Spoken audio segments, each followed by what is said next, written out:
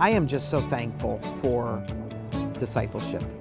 I am so thankful that God has brought many folks to leverage all that they are so that I could become a little bit more like Jesus Christ. You know, when I think of discipleship, the first relationship that I think of is not one where somebody discipled me directly, but I think of my parents, new believers, been saved for just a few years. They came to Grace Baptist Church in Twin Falls, Idaho, sat down Sunday morning on the left-hand side, about 3 rows back, and this older couple came and sat down with us.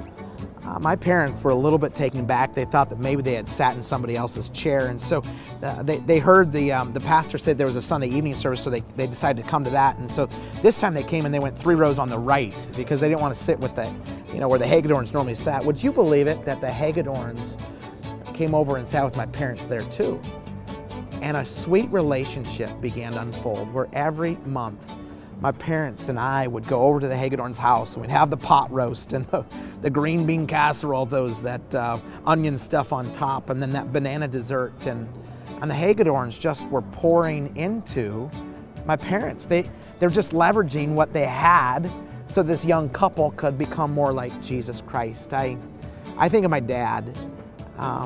He never thought of himself as a super Christian, but there was many times that we'd just be working on, I can remember as a 15-year-old working on the Volkswagen Bug. That was to be my first car, and just his little comments and his statements and little pushing here to be like Christ. He was just leveraging all that he was to be like Christ. I think of when I went off to Bible college and how that there was a lady that was an older teacher there that would invite me over to their family's house and just adopted me in and let me come over every Monday and would do my laundry.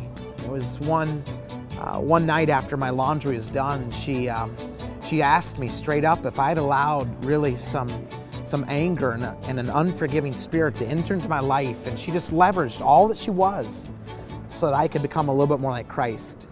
And then my sophomore year, there was the dean of students who he said, hey, I just want to get with you every Tuesday, and we're going to take a half an hour, and we're just going to pray, and we're going to read some Bible, and we're just going to grow together. And for 2 years, just poured into me, just met with me, gave me 30 minutes a week so that I could become a little bit more like Jesus Christ.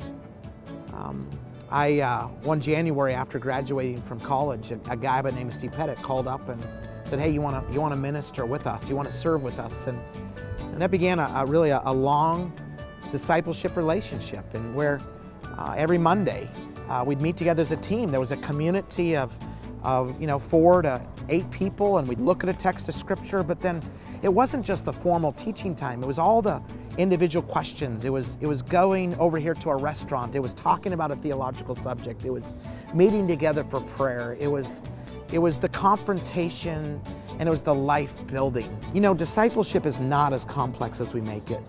Could you just think of 1 to 2 to 3 people that you could begin to meet with on a regular basis, take a little piece of the Word, maybe get a Bible study. It's the life, it's leveraging all that you are. Set aside some resources, set aside some time, and just pour yourself into them. Be real with them. Admit your wrongs. Show them how you need grace.